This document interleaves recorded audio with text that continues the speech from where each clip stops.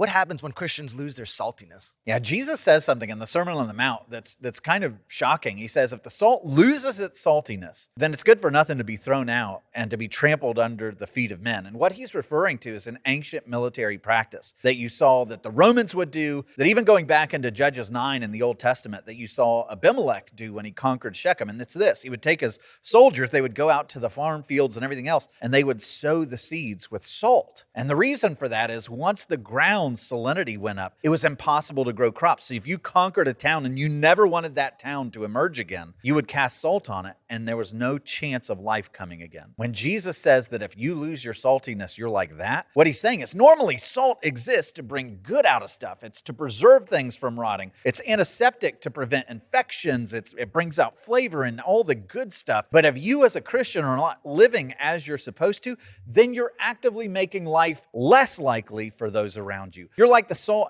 out in the fields that when people look at you and say, oh, you're a Christian? I don't want any part of that. And you prevent life from emerging around you. So don't lose your saltiness.